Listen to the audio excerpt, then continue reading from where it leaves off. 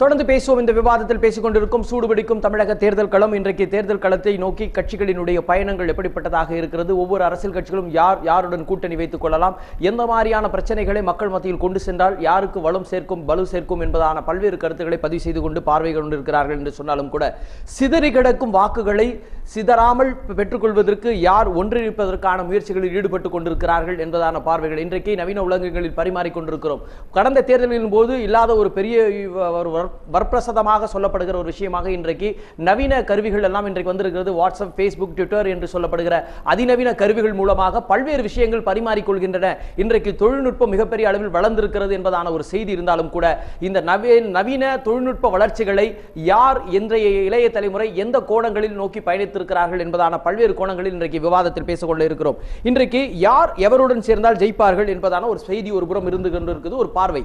ஆனால் இன்றைக்கு தனித்து போட்டியிட்டால் வெற்றி பெற்று விடலாம், தனித்து போட்டியிட்டு தன்னுடைய தனி மெஜாரிட்டியை காட்டி விடலாம் என்று சொல்லி சில பலம் வாய்ந்த பல களங்களில் வெற்றி பெற்ற சில அரசியல் கட்சிகளே இன்றைக்கு தனித்து போட்டியிடலாமா என்று சொன்னதான ஒரு அறிவிப்பு இருக்கு. இன்றைக்கு அதிமுக மறைமுகமாக தனித்தே போட்டியிடலாம் என்பதான சில செய்திகளை மறைமுகமாக விடுத்திருந்தது.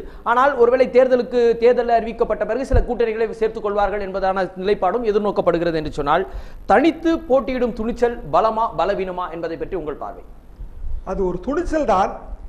நமக்கு தெரிந்த வகையிலே 1977 சட்டமன்ற தேர்தல் என்பது அதிமுக சந்தித்த முதல் சட்டமன்ற தேர்தல். முன்னாடி பாராளுமன்ற தேர்தல். சட்டமன்றத்தை பொறுத்த வரைக்கும் நாம் இப்போது பேசிக் கொண்டிருக்கிறோம்.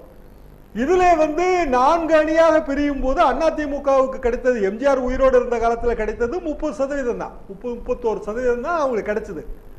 அதுல கிரெடிபிளா இந்த தேர்ட் ஃப்ரண்ட் கிரெடிபிளா வந்தது 17.5%. அது அப்போ ஸ்தாபன காங்கிரஸ் ஜனதா கூட்டணியா இருக்குது. ஸோ 20%க்கு மேல தேர்ட் ஃப்ரண்ட்டுக்கு வர்றதுக்கு வழி இல்லை. 15% வரலாம். கிரெடிபிளா இருக்கணும். அதாவது வைகோ மாதிரியான ஒரு தலைவர், அவருக்கு கீழே நிறைய பேர் இப்படி இருக்கணும். இல்லைன்னா வைகோ விஜயகாந்த் அப்படிங்கிற ஒரு காம்பினேஷன், முதலமைச்சர் வேட்பாளருங்கிற அந்த குழப்பத்துக்குள்ளே எல்லாம் போகாம பிற அணிகள்லாம் சேர்ந்து இப்படி இருந்தாலும் 20%க்கு மேல அந்த அணி வாங்கிறதுக்கு வாய்ப்பு இல்லை. என்னோட சொந்த கருத்து இது.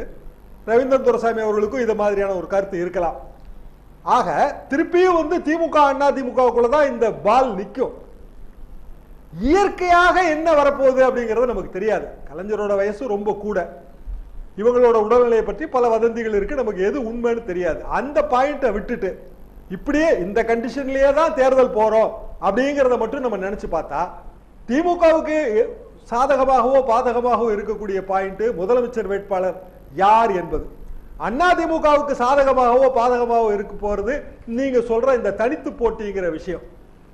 தனித்து போட்டி, தன்மானம் இழத்தல், தன்மானம் காத்தல், டெபாசிட் இழத்தல் எல்லாம் வரிசையா போயிட்டே இருக்கிற ஒரு ஐட்டம். இது காங்கிரஸ் கட்சியில அடிக்கடி வரும். தனித்து போட்டியிடுவோம் அப்படின்னா என்ன, தன்மானம் காப்போம், டெபாசிட் இழப்போம், இப்படி போயிடும். இதுல நூறுலா கருத்துல நான் ஒரு சின்ன மாறுபாடு எனக்கு இருக்கு. என்னன்னா, தேசிய கட்சிகள் டெல்லியை குறி வச்சுதான் காய் நகர்த்தும். மாநிலத்தோட நன்மை தீமைகளை பற்றி அவர்களுக்கு கவலையே கிடையாது. இன்னைக்கு காங்கிரஸ்ங்கிற கட்சி பிஜேபிங்கிற கட்சிக்கு எதிராக மட்டும் டெல்லி அரசியல் பண்ணிட்டே இருப்பாங்க. அதிமுகவோட காங்கிரஸ் கூட்டணி வராது அப்படிலாம் அடிச்சாலும் சொல்ல முடியாது. வரலாம். நரசிம்மராவ் கடைசி ரொம்ப மோசமா இருந்த நிலைமையில 96ல நரசிம்மராவ் அந்த முடிவு எடுத்தாரு. காங்கிரஸ்க்கு எதிராக சட்டமன்றத்தில் என்னைய ராவ வச்சு என்னோட நடவடிக்கைகளை கவனிக்கிறாங்கன்னு முதலமைச்சர் சட்டமன்றத்தில் சொல்றாங்க. அதுக்கு பிறகு காங்கிரஸ் கூட்டணி அமைஞ்சது. அதுவே அது எதிராக முடிஞ்சது. இவரு நீங்க சொன்ன அந்த பாயிண்ட் அவர் ஒரு அழகாவும் சேர்த்து சொன்னாரு, ஆர்கேயும் சேர்த்து சொன்னாரு. இதெல்லாம் கரெக்ட். இப்ப உதாரணமா இப்படிப்பட்ட ஒரு நிலைமை வந்துச்சுன்னு வச்சுக்குவோம் 2016ல. அப்படின்னா இளங்கோவன் ஜெயலலிதா எதிர்ப்பு ஓட்டுகளை நிறைய திரட்டி வச்சிருக்கிறாருல, அவர் தான் காங்கிரஸா இருப்பாரு. ஏன்னா தலைவர்கள் இல்ல, தங்கபாலுவோ இல்ல மற்றவர்களோ வச்சு காங்கிரஸ் கிடையாது, தொண்டர்களை வச்சு இருக்கு. அப்போ இளங்கோவன் கூட யாரு இருப்பாங்க அப்படின்னா, யாரெல்லாம் எம்எல்ஏ கனவுல இருக்காங்களோ அவங்க எல்லாம் அப்படியே ரீட்டைன் ஆயிடுவாங்க. அப்ப ரீட்டைன் ஆனாங்கன்னா அதிமுக எதிர்ப்பு ஓட்டு அங்க கிடைக்கும். அதுதான் காங்கிரஸ் மாதிரி தெரியும். தமாக மூப்பனாரோட தமாக எப்படி காங்கிரஸ் மாதிரி தெரிஞ்சதோ அப்படி. அப்போ கலைஞர் அதை நிச்சயமா எடுத்துக்குவாரு. தமாக முதல் கட்சியா வரும்போது 20 எம்பி சீட்டு, 20 எம்பி சீட்னா 120 சட்டமன்ற தொகுதி 1996ல. அதுக்கு சின்னமும் கிடையாது, ஒண்ணும் கிடையாது. அவ்வளவு கொடுத்து அவ்வளவு காம்ப்ரமைஸ் பண்றதுக்கு அவர் தயாரா இருந்தாரு. 1980ல எம்ஜிஆர் தோற்கடிக்கணுங்கிற நிலைமை வரும்போது திமுக வந்து சரிக்கு பாதி இடம் 114 114 2 சீட்டை கொடுத்துட்டாங்க. 112 இடத்துல தான் வந்து திமுக நிக்குது. 114 இடத்துல வந்து காங்கிரஸ் இல்ல. இன்றைக்கு ரெண்டு திராவிட கட்சிகளை பொறுத்த மட்டில் ஒருவேளை கூட்டணிக்கு ஏறலாம் சேர்த்தாலும் ஒருவேளை கூட்டணிக்கு வருகிறவர்கள் நாங்களும் ஆட்சியில் பங்கு இருக்க வேண்டும் என்பதான ஒரு நிர்பந்தத்தை வைத்தால் அதை ஏற்றுக்கொள்ளக்கூடிய மனப்பக்குவத்தில் இன்றைக்கு திராவிட முன்னேற்ற கழகத்துக்கு அந்த மனநிலை உண்டாகின்ற அந்த ஒரே ஒரு பாயிண்ட் தாங்க. என்ன பாயிண்ட்னா, ஆட்சியில பங்கு அப்படிங்கறத வச்சுக்கிட்டு தேர்தலை சந்திக்கிறதுல கலைஞருக்கு தயக்கம் இருக்கும். ஏன்னா அவரோட 80 அனுபவம், அந்த அனுபவத்துல அப்ப வந்து எம்பி சுப்பிரமணியம் எம்ஜிஆரின் கை குருவி அப்படின்னு எழுதுவாரு கலைஞர் வந்து முரசொலியில. அந்த தயக்கம் இருக்கும். ஆனா இளங்கோவனோட வந்து இளங்கோவன் தலைமையில தனியான ஒரு காங்கிரஸ், அந்த காங்கிரஸோட கூட்டு அப்படிங்கிற ஒரு நிலைமை வந்து அந்த பிரச்சனை அவருக்கு வராது. அதனால நம்ம யோசிச்சு பார்க்கணும். ஆக இல்ல அதையும் நம்ம காம்ப்ரமைஸ் பண்ணிக்கலாம், ஸ்டாலின் தான் முதலமைச்சர் வேட்பாளர், கூட்டணி ஆட்சி அப்படின்னு கலைஞர் அந்த முடிவை எடுக்க மாட்டார், நம்ம எப்படி சொல்ல முடியும்? சரி, இன்றைக்கு அந்த மாதிரியான ஒரு பார்வை இருந்தாலும் கூட இன்றைக்கு தமிழகத்தை பொறுத்த மட்டில் இருக்கக்கூடிய 2 பிரதான கட்சிகள் என்று சொல்லப்படுகிற அதிமுக திமுக என்ற 2 திராவிட கட்சிகள் மீது தான் எல்லா அரசியல் கட்சிகளும் சவாரி செய்திருக்கிறது என்பது கடந்த கால வரலாறு. அது மாற்று கருத்தே இல்லை. இடதுசாரிகளாக இருக்கட்டும் அல்லது விடுதலை சிறுத்தைகளாக இருக்கட்டும் அல்லது காங்கிரஸாக இருக்கட்டும், எல்லா கட்சிகளும் 2 திராவிட கட்சிகளின் மீதுதான் தோல் மீது சவாரி செய்துதான் களம் பார்த்தவர்கள். ஒருவேளை இன்றைக்கு மாற்றாக 3வது அணி 4வது அணி என்பதான ஒரு முடிவுகள் எடுக்கப்பட்டு மக்கள் நல கூட்டு இயக்கத்திற்கு ஒரு தனித்து வந்திருக்கிறார்கள் என்று சொன்னாலும் கூட இவர்கள் ஒரு அடிப்படையான ஒரு விஷயத்தை புரிந்து கொள்ள வேண்டும் என்பதான ஒரு பதிவு இருக்கிறது. பார்வையாளர்களும் அதை பார்க்கிறார்கள். என்னவென்று சொன்னால், கடந்த காலத்தில் பிஜேபியை வேண்டாம் என்று சொன்னவர்கள் பிஜேபியோடு கைகுலுக்கி இருக்கிறார்கள். இப்பொழுது பிஜேபி வேண்டாம், மதவாத கட்சிகளோடு கைகுலுக்க வேண்டாம் என்ற ஒரு லாபியை முன்வைப்பதற்கு இவர்கள் முன்வைக்கிறார்கள் என்று சொன்னால், கடந்த காலங்களில் உறவு வைத்துக் கொண்டு விட்டு இப்பொழுது இவர்களை எதிர்ப்பதாக காட்டிக் கொள்வதற்கு இவர்கள் பலமாக அமையுமா பலவீனமாக அமையுமா என்ற ஒரு பார்வை இருக்கிறது. இந்த சூழ்நிலையில் பாரதிய ஜனதா எப்படியாவது தமிழகத்தில் ஒரு சின்ன அளவிலாவது காழ்ப்பதிக்க வேண்டும், சட்டமன்றத்தில் தங்களுடைய பிரதிநிதித்துவத்தை அனுப்ப வேண்டும் என்பதற்கான ஒரு வழிவகை வைத்திருக்கிறார்கள். இந்த நிலையில் அதிமுகவோடு கூட்டணி வைப்பதற்கான இலைமறை பேச்சுகள் இருப்பதான செய்திகள் இருக்கிறது.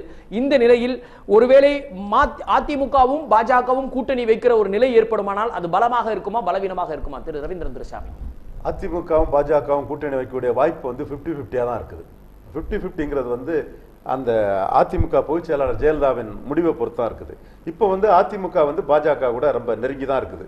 நீங்க நம்ம ஜெயலலிதா மீண்டும் பதவி ஏற்கும் போது வந்து பாஜக தலைவர்கள் எல்லாம் அழைச்சிருந்தாங்க. கட்சி அமைச்சர் அழைக்கிறது வேற, பாஜக கட்சி தலைவர்களுக்கு அழைப்பு. சமீபத்தில் மோடி அவர்களையும் வீட்டுக்கு அழைத்தார், சந்தித்தார், பேசினார் என்பதால பரபரப்பு செய்திகள். மோடியே வந்தாங்க. அடுத்த குளோபல் இன்வெஸ்டர் மீட்லயும் 2 பாஜக அமைச்சர்கள் இருந்தாங்க. இளங்கோவனை எழுத்து அறிக்கை விடும்போது பாஜக தொண்டர்களை ஜெயலலிதா பாராட்டியிருக்காங்க. அடுத்தபடியா வந்து மன்மோகன் சிங் எழுத்து போட்ட வேகம் வந்து இன்னைக்கு ஜெயலலிதா கிட்ட இல்ல.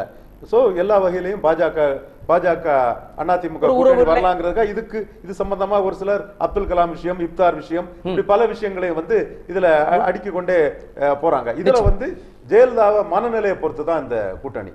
அதாவது வந்து நாம பிஜேபி கூட கூட்டணி வைக்காமலே சிறுபான்மையர் பிஜேபிக்கு எதிரான சிறுபான்மையர் ஓட்டுகள் நம்மை விட்டு போய்விடுமா, அல்லது பிஜேபியுடன் கூட்டணி வைத்தால்தான் அந்த சிறுபான்மை ஓட்டுகள் போகுமாங்கிற எண்ண ஓட்டத்தில் ஜெயலலிதா எடுக்கக்கூடிய முடிவு தான். சப்போஸ் ஜெயலலிதா வந்து நம்ம கூட்டணி வச்சாதான் கிறிஸ்டின் முஸ்லிம்ஸ் ஓட்டு நம்மளை விட்டு போகும், அல்லனா இந்த அளவுக்கு எப்படினாலும் நம்ம பிஜேபி தான் சப்போர்ட் பண்ணலாம் நினைச்சு அவங்க நம்மளை விட்டு போக மாட்டாங்கன்னு நினைச்சாங்கன்னா பிஜேபி கூட கூட்டணி இருக்காது. அதாவது கிறிஸ்டின் முஸ்லிம்ஸ் ஓட்டு வந்து நமக்கு வந்து நம்பலாம், அந்த ஓட்டை நம்ம நினைச்சாங்கன்னா இருக்காது.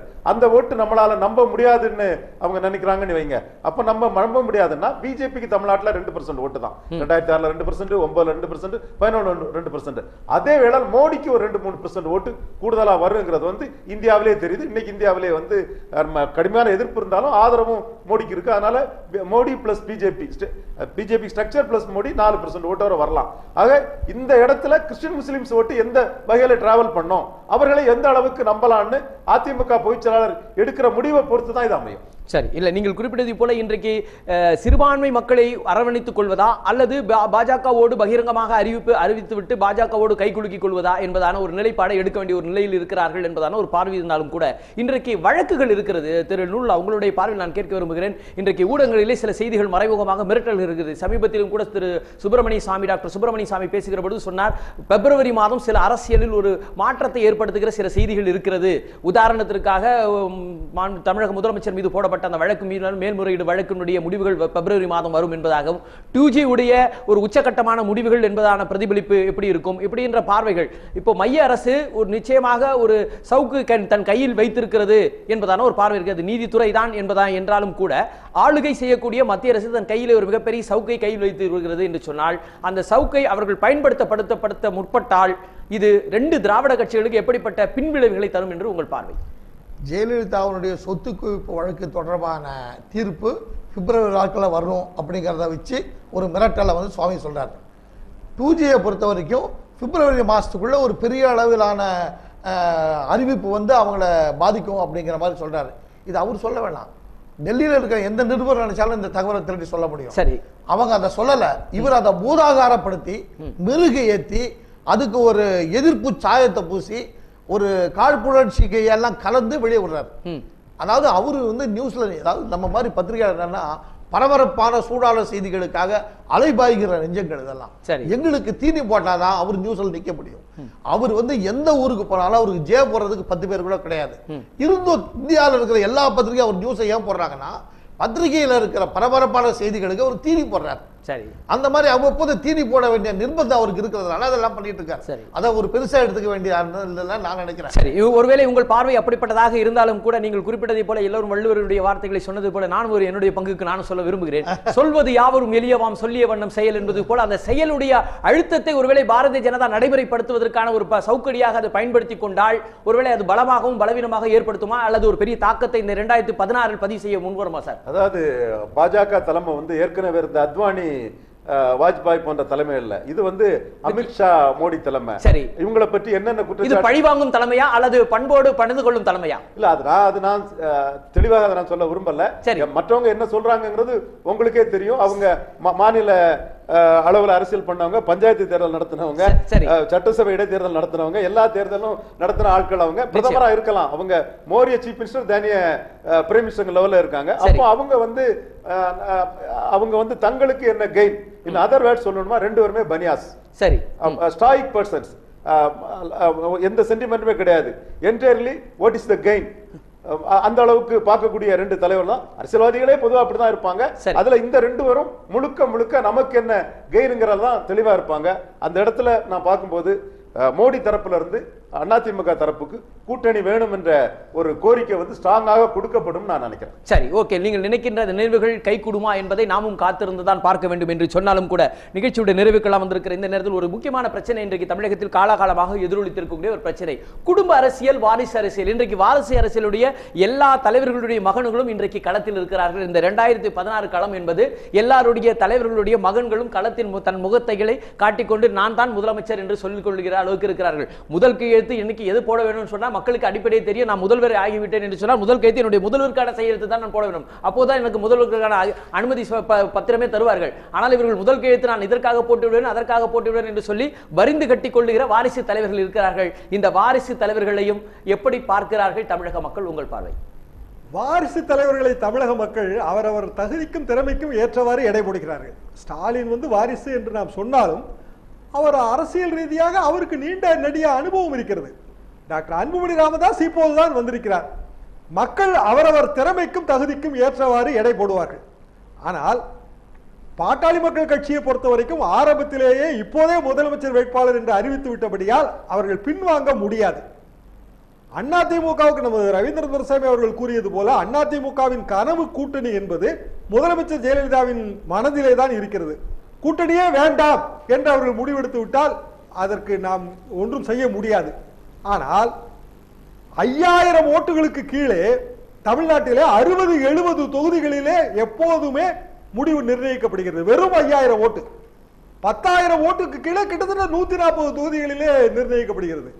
ஆக மிக குறைந்த ஓட்டு வித்தியாசம் கூட சட்டமன்ற தேர்தலிலே பெரிதும் பாதிக்கும். எனவே அதிமுகவுக்கு ஒரு கனவு கூட்டணி எதுவாக இருக்கும் என்றால் ரவீந்திரன் துரைசாமி அவர்கள் கூறியது போல பிஜேபி, தமாக, ஏதாவது ஒரு தலித் கட்சியிலிருந்து ஏதாவது ஒன்று, ஒரு இஸ்லாமிய கட்சிகளிலிருந்து ஏதாவது ஒன்று, இருக்கின்ற சரத்குமார் கட்சியை அப்படியே ரீட்டைன் செய்து கொள்வது, இதுதான் அதிமுகவுக்கு கனவு கூட்டணியாக இருக்கும். திமுகவுக்கு கனவு கூட்டணியாக எது இருக்கும் என்றால் திமுக, தேமுதிக, காங்கிரஸ் இவர்கள் சேர்ந்தால் வலிமையான கூட்டணியாக இது இருக்கும். மக்களின் மனோபாவத்திலே 10% பேராவது வெற்றி வாய்ப்பு உள்ளவர்களுக்கு மட்டும்தான் அவர்கள் ஓட்டு போடுவார்கள். அது ஒரு பேண்ட் வேகன் எஃபெக்ட். அதாவது முதல்ல எந்த பஸ் வருதோ அந்த பஸ்ல ஏற மனோபாவம். தஞ்சாவூருக்கு போனா எந்த பஸ்ஸுங்க முதல்ல போகுமா, 5 நிமிஷம் கழிச்சு பின்னாடி ஒரு பஸ் போகும், அதுல ஏற மாட்டான். கடைசியில இவன் ஏறின பஸ் லேட்டா போகும், அதை பத்தி கவலைப்பட மாட்டான். இது மக்களோட மனோபாவம். இந்த வெற்றி கூட்டணி எது என்று தீர்மானிப்பது மக்களிடம் நாம் எத்தகைய பிம்பத்தை தேர்தலுக்கு முன்னால் தோற்றுவிக்கிறோம் என்பதை. நிச்சயமாக நீங்கள் சொன்ன ஒரு ஆழமான கருத்து, உண்மையிலேயே கூட யதார்த்தமான கருத்தும் கூட. இன்றைக்கு first is the best impression என்று சொல்வதை போல முதல் எடுக்கக்கூடிய ஒரு முடிவில் எல்லோருடைய பார்வையும் அதன் மீது படும் என்பதான நிலையில் இருந்தாலும் கூட இந்த தேர்தல் களத்தில் வாசம் வீசுவாரா என்பதான ஒரு பதிவை உங்கள் ஒற்றை வரியில் உங்களுக்கு கேள்வி. அந்த வாசம் வீசுவாரா என்ற கேள்விக்கு பதில் அவர் எந்த மாலையிலே போய் இணைய போகிறார் என்பதை பொறுத்து தான். நிச்சயமாக. சரி, உங்கள் ரவீந்திரன் நீ கேட்ட கேள்வி பாமகவோட நிலைப்பாடை கேட்டீங்க. பாமக 2014 இப்ப பலகீனம் அடைஞ்சிருக்காங்க நான் கருதுறேன். ஏன்னா அவங்க போட்டது கூட்டணி அரசியல் தோல்வியால தான் தனிச்சு நிற்கிறாங்க. 2014 திருமாவளவன் ஒரு மக்களவை உறுப்பினராக இருந்தாரு. அப்போ அவரை ஒரு எதிரியா காட்டி அவங்க 2014 தேர்தலை சந்திச்சாங்க.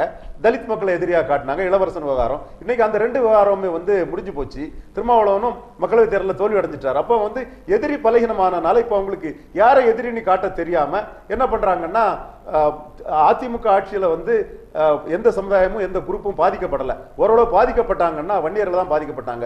முன்னாடி குடியங்குளத்தில் பாதிக்கப்பட்டாங்க 96ல், வெங்கடேச பண்ணையார் என்கவுண்டர், அதெல்லாம் அதிமுக பாதிச்சு. அந்த மாதிரி எந்த பாதிப்பையும் இந்த காலகட்டத்தில் இல்ல. ஒரே பாதிப்பு வன்னியர் சமுதாயத்தை சேர்ந்த குருவுக்கு மீண்டும் தேச பாதுகாப்பு சட்டம் போட்டதுதான். ஆனா பாமக என்ன நினைக்கிறாங்கன்னா, நாம அதிமுக எதிர்ப்பாக இதை முன்னிலைப்படுத்தினால் அந்த வாக்குகள் திமுகவுக்கு போய்விடுமோ என்று கருதி அவங்க இப்ப ஸ்டாலினை மையமா வச்சுதான் எதிர்ப்பு அரசியலை பண்றாங்க. இது கொஞ்சம் கூட பொருந்தாத ஒரு எதிர்ப்பு அரசியல் தான். இதோட விளைவுகள் நீங்க சொல்லக்கூடிய பாமகவுக்கு மோசமாக தான் இருக்குன்னு நான் கருதுறேன். அடுத்தபடியாக அண்ணன் சொன்ன திமுக தேமுதிக காங்கிரஸ் அலையன்ஸுக்கு தான் கருணாநிதி ரொம்ப கஷ்டப்பட்டு முயற்சி பண்றாரு. காரணம் அவர் 2014 மக்களவை தேர்தலில் அவருக்கு ஏற்பட்ட பலகீனம் தான் இந்த அணியை அவருக்கு உடனே அமைக்க முடியாத சிரமத்தில் இருக்கிறாரு. இப்போ அதுல அவரு ஏற்கனவே விஜயகாந்துக்கு முன்னுரிமை கொடுத்து அந்த அணி அமைக்கணும்னு நினைச்சாரு. இப்போ காங்கிரஸ் முதல்ல கொண்டு வந்துட்டா விஜயகாந்த் தானே வருவாருங்கிற எண்ணத்துல கருணாநிதி மூவ் பண்ணிட்டு இருக்காரு. சரி திரு நூருல்லா, உங்களுடைய இன்றைக்கு கரை சேருமா மக்கள் நல கூட்டு இயக்கம் என்பதான ஒரு கேள்வி என்று வைத்தால், அந்த கூட்டணியின் கூடாரத்தில் இருக்கக்கூடியவர்கள் ஒருவேளை இடம்பெயர்ந்து வேற ஏதாவது 2 திராவிட கட்சி மீது வழக்கம் போல் சவாரி செய்ய வருவார்கள் என்ற கனவும் உங்களுக்கு உண்டா? அந்த கனவு நிச்சயமாக எனக்கு உண்டு. இப்போ இந்த காலத்துல எல்லாம் தேர்தல் என்பது அது ஜனநாயகம்னு சொன்னாலும் கூட அதை விட அதிகமா பணநாயகம் தான் இருக்கு. சரி, அதனால அந்த அளவுக்கான தொகையை, அதாவது ஜவஹர்லால் நல்லா சொன்னார், இந்த மக்கள் நல கூட்டு இயக்கம் ஒவ்வொரு பூத்துக்கும் ஏஜென்ட்டை போடுறதுக்கு கூட இவங்களால முடியாது அப்படின்னு. அது உண்மை. ஜெயலலிதா இப்பவே பூத்துக்கு யார் யாரு லிஸ்ட்டை அலோட் பண்ணிட்டாங்க. ஆனா அந்த பூத்துக்கு ஆளை போடக்குள்ள ஏன் முடியாது அப்படின்னா, நீங்க பூத்துக்கெல்லாம் இது வர்றவங்களுக்கான பணம் கொடுக்குறோம் பாருங்க, அந்த கணக்கு போட்டா அதுவே 15 கோடிக்கு மேல வந்துடும். இதெல்லாம் அவங்ககிட்ட இருக்குதான்னு பார்த்தாக்கா இல்லை. அதனால நான் என்ன நினைக்கிறேன்னா, மக்கள் நல கூட்டு இயக்கம்ங்கிற பேர்ல ஒரு அமைப்பு உருவாக்கி தனக்கு பின்னால இந்த அளவுக்கான ஓட் பேங்க் இருக்குதுன்னு காட்டி ஏதாவது ஒரு கட்சியோடு பேரம் பேசி இந்த 4 கட்சிகளுக்குமா சேர்ந்து ஒரு வலுவான சீட்டுகளை வாங்கி நாம பிரிஞ்சுக்கிறாங்கிற மாதிரி நினைக்கிறாங்களோன்னு தான் எனக்கு தோணுது. தேர்தல் தேதி அறிவிக்கப்படுவதற்கு முன்பாக இந்த கூட்டு இயக்கத்தில் பிரிவு ஏற்படும் என்ற நம்பிக்கை உங்களுக்கு உண்டா? சந்தேகம் வேணாம். அதாவது இதை உடைக்கணும்னு திமுகவோ அதிமுகவோ நினைத்தால் ரொம்ப ஈஸியா பண்ண முடியும். அதைத்தான் அந்த 4 பேருமே நினைக்கிறாங்கன்னு எனக்கு தோணுது. ஏன்னா இப்போ அதிமுக ஏன் நல்லா இருக்க நீ வெளியே வா அப்படின்னா தாராளமா வந்துருவாங்க, எனக்கு சீட்டு கொடுங்க வராங்கன்னு. இப்போ 5 பேரா இருந்தா ஏன் 4 பேர் ஆனாங்கன்னா, மாமக வெளியே வந்துச்சு, மனிதநேய மக்கள் கட்சி. அவங்க ஏன் வந்தாங்கன்னு நான் நினைக்கிறேன்னா, அதிமுக இருந்து அவங்களுக்கு தூது வந்திருக்கலாம், நீ ஏன் அவங்களோட இருக்கிற, அவங்களுக்கு நாங்கள் சீட்டு கொடுங்க வெளியே வா, நீ இப்பவே வந்துடல வந்திருக்கலாம். அந்த மாதிரி இந்த 4 பேர்ல யாருக்காவது திமுகவில் இருந்தோ அதிமுக தூது வந்தால் நிச்சயமாக அவர்கள் போவார்கள் என நினைக்கிறேன். அவன் கூட்டு இயக்கத்துக்கு போனதே ஓட்டுக்காகவும் சீட்டுக்காகவும் நோட்டுக்காகவும். அது இன்னொரு இடத்துல கிடைக்கும் போது ஏன் வேணாமாங்க? சரி, ஓகே. நீங்க ஜெயிக்கிற குதிரையில பயணிக்கத்தானே எல்லாருமே விரும்புவாங்க. நிச்சயமாக ஜெயிக்கின்ற குதிரையில் தான் பயணம் செய்ய விரும்புகிறார்கள் என்பதும் யதார்த்தமாக உண்மையாக இருந்தாலும் கூட, இன்றைக்கு அரசியல் கட்சிகளுடைய பார்வைகளும் அப்படிப்பட்டதான பெரிய தொலைநோக்கு பார்வைகள் கொள்கைகள் கொண்டவர்கள் எல்லாம் இன்றைக்கு பெரிய அரசியலில் இல்லை. அரசியலில் அப்படி தங்கள் உயிர்களை தியாகம் செய்து தன்னுடைய கட்சிகளை கொள்கைகளுக்காக தங்கள் வாழ்க்கையை அர்ப்பணித்த தலைவர்கள் ஏராளமானவர் இருந்தார்கள். ஆனால் இந்த 2016 தேர்தல் தேர்தல் என்பது அப்படிப்பட்ட கொள்கைகளுக்கான தேர்தல் இல்லை என்பதை மக்கள் தெள்ள தெளிவாக காத்திருக்கிறார்கள் என்றாலும் கூட மக்களிடம் மிகப்பெரிய சக்தி என்றும் ஆயுதம், வாக்கு எனும் ஆயுதம் கையில் இருக்கிறது. அந்த வலிமையான ஆயுதத்தை தேர்தல் என்னும் களத்தில் நிச்சயமாக சரியானவர்களுக்கு சரியான பாடம் புகுட்டுகின்ற வகையில் சரியான முறையில் ஒரு முடிவு எடுப்பார்கள் என்பதுதான் நம்முடைய எதிர்நோக்காக இருக்கிறது என்றதும் கூட நிறைவாக ஒரு ஒற்றை வார்த்தையில் நிகழ்ச்சியை நிறைவு செய்ய விரும்புகிறேன். இன்றைக்கு இருக்கக்கூடிய பலங்களை வைத்து பார்க்கிற பொழுது மீண்டும் 2 திராவிட கட்சிகளுக்கு மாற்றாக ஒரு புதிய சக்தி 2016 பரிமாணிக்கும் என்ற நம்பிக்கை உங்களிடம் உண்டா? ஒற்றை வரி. என்னிடம் இல்லை. திமுக, அண்ணா திமுக இந்த 2 அணிகளுக்கு இடையேதான் இந்த பயணம் போகும். கண்டிப்பாக அண்ணா திமுக வெற்றி பெறுவதற்கான வாய்ப்பு என்பது அதற்கு எதிரான ஓட்டு வங்கி சிதறடிக்கப்படுவதில் தான் இருக்கிறது. இது அரித்மெட்டிக், இதுல சந்தேகமே பட வேண்டாம். சரி, அண்ணா திமுகவை நாம் ஜெயிக்க வேண்டும் என்றால் எதிரணியை பலப்படுத்த வேண்டும். அது எவ்வளவு சிறிய விஷயமாக இருந்தாலும் அந்த ஓட்டு வங்கிகளை எல்லாம் நாம் சேர்த்து சேகரிக்க வேண்டும். கொஞ்சம் கொஞ்சமாக குருவி சேகரிப்பது போல 1%, 2% ஓட்டு உள்ள கட்சிகளை கூட நாம் ஒன்றிணைக்க வேண்டும். அதற்கு திமுக தயாராகத்தான் இருக்கிறது. மொத்தத்திலே நமக்கு தெரியாத விஷயம் என்னவென்றால், ரவீந்திரன் சொன்னது போல புதிய வாக்காளர்களின் மனநிலை என்ன என்பதுதான் நமக்கு தெரியாது. 10 to 15% பேர் அவர்கள் வருவார்கள், ஃபர்ஸ்ட் டைம் ஓட்டர்ஸ். இவங்க நிறைய வெறுப்பாகி தான் இருக்கிறாங்க. நான் வரும்போது என்னோட கேப் டிரைவர்கிட்ட பேசிட்டே வந்தேன். அவ கிளியரா கட்டா எல்லா அரசியலையும் ரொம்ப கிளியரா பேசுறாரு அவரு. ஆனா அவரோட மனோபாவம் என்ன அப்படின்னா இன்றைக்கு தேதிக்கு கடுமையான விலைவாசி உயர்வு, வருமான பற்றாக்குறை, படிப்பு செலவு கூட, அதே நேரத்தில் பாதிப்புக்குள்ளாவது சாதாரண மக்கள். இந்த சாதாரண மக்களின் ஓட்டு வங்கி என்பது அண்ணா திராவிட முன்னேற்ற கழகத்தோட ஓட்டு வங்கி. அந்த ஓட்டு வங்கி மன வருத்தத்தில் இருக்கிறதா தான் எனக்கு தோணும். சரி, இன்றைக்கு இந்த சூழ்நிலையில் இன்று 2 திராவிட கட்சிகளுக்கு மாற்றாக ஒரு சக்தியாக இது 3வது அணி அல்லது 3வது வேறு ஏதாவது ஒரு பெரிய இயக்கம் இன்றைக்கு தேர்தலை தீர்மானிக்கிற சக்தியாக இருக்கும் என்று பார்க்கிறீர்களா? நிச்சயமாக இல்லை. அதுக்குள்ள ஸ்ட்ரக்சர் எதுக்குமே இல்லை. ஒருவேளை அதற்கான 2021க்கான விதை ஊன்றப்படுதா என்பது கூட நாம் தேர்தல் முடிவுல தான் பார்க்கணும். சரி, உங்கள் பார்வையில் சார்? 3வது அணி அவங்க நிரந்தரமா ஒரு பெரிய அமைப்பா மாறணும்னு நினைச்சா அவங்க என்ன பண்ணணும்னு நான் நினைக்கிறேன்னா, அவங்க பகுஜன் சமாஜ் கட்சியினுடைய பாணியை பின்பற்றணும். இந்தியாவிலேயே அந்த கட்சியினுடைய ஒரு நிலைப்பாடை நான் பிரமித்து பார்த்திருக்கிறேன். நான் டெல்லியில் இருக்கும்போது கன்ஷியாமரோட ரொம்ப பேசியிருக்கேன். அவர்கிட்ட நான் கேட்டேன், ஏங்க கூட்டணி வச்சா ஈஸியா நான் ஜெயிக்கலாமே, நீங்க ஏன் வைக்க மாட்டேங்கிறீங்க அப்படின்னு கேட்கும்போது அவர் என்ன சொன்னார்னா, நான் எல்லா இடத்துலையும் எங்க கட்சி மட்டுமே நிற்கும், யாரும் எங்க கூட்டணி வேண்டாம். ஏனென்றால் கூட்டணி வைத்தால் ஒரு 20% அவங்களுக்கு கொடுக்கணும். அந்த 20% இடங்கள்ல என்னுடைய ஊழியர் வேலை செய்யாம வீட்டில் உட்கார்ந்துட்டு இருப்பான். அப்ப அடுத்த கட்சியை டெவலப் ஆகிறதுக்கு நானே வடிவமைத்து கொடுத்தது போல இருக்கும். நல்லதோ கெட்டதோ எல்லாத்துக்கும் என்னுடைய ஊழியர் இருக்கணும், என்னுடைய கட்சி பேசப்படணும். ஜெயிக்குதோ தோக்குதோ என்னுடைய வேட்பாளர் வாக்காளர்கள் நான் டெவலப் பண்ணிக்கிட்டே வரணும். அப்ப இந்த முறை இல்ல, அடுத்த முறை, அதுக்கு அடுத்த முறை நிச்சயம் ஜெயிப்பேன்னாரு. அதே மாதிரி ஜெயிச்சு காட்டினாரு. அந்த ஃபார்முலா இங்கே செட் ஆகுமா சார்? ஆகாது. அங்கே ஆனதுக்கு என்ன காரணம்னா, பகுஜன் சமாஜுக்கு எல்லா இடங்களுமாக ஒட்டுமொத்தமாக தலித் ஓட்டுகள் இருந்துச்சு. அவங்க பகுஜன் சமாஜ் கட்சியை லேசா கொஞ்சம் மாத்தி பகுஜன் சமாஜ் அப்படின்னு பாத்துறாங்க. சரி, அந்த அம்மா அதனால கொஞ்சம் கூட சேர்ந்துச்சு. அதை நம்ப வைக்கிறதுக்காக பிராமணர்களை கட்சியில கொண்டாந்தாங்க, வேற ஜாதிகளை கொண்டாந்தாங்க. ஓ, இது தலித் கட்சி இல்ல, மற்றவங்களும் ஆதரிக்கிற கட்சின்னு சொல்லி ஓட்டு போட்டாங்க. எல்லாத்த விட முக்கியமா அவங்களுக்கு இருந்த அந்த அந்த அதிகார பலமும் வெற்றிக்குரிய நம்பிக்கை இங்க இருக்கிற முதல்ல இவங்களுக்கே நம்பிக்கை இல்லை சார். சரி, முதல்ல இவங்க ஆசைப்படணும், நம்பிக்கை வைக்கணும். நம்பி கை வைக்கலாம்னா வெம்பி கை வைக்கிற மாதிரி தான். நேயர்களே, இன்றைய விவாதத்தில் பல்வேறு விதமான கருத்துக்களை வைத்திருக்கிறோம். நீண்ட அரசியல் அனுபவம் வாய்ந்தவர்கள் நம் மத்தியிலே பல்வேறு விதமான கருத்துக்களை முன்வைத்திருந்தாலும் கூட மிகப்பெரிய சக்தி வாக்காளரின் கைகளில் இருக்கக்கூடிய வாக்கு எனும் ஆயுதம். எனவே அந்த ஆயுதத்தை எப்படி பயன்படுத்த போகிறார்கள் என்பது தேர்தல் முடிவின் போதுதான் நிச்சயமாக தெரியப்படும். எனவே அதுவரை காத்திருப்போம். நல்லது நடக்கட்டும், நன்மைகள் பிறக்கட்டும் என்பதான எதிர்நோக்கோடு இன்றைய விவாதத்தில் கலந்து கொண்டு தங்களுடைய ஆழமான கருத்துக்கள் என்பதை பதிவு செய்த விருந்தினருக்கு நன்றி சொல்லி நிகழ்ச்சியை நிறைவு செய்கிறோம். நன்றி, வணக்கம்.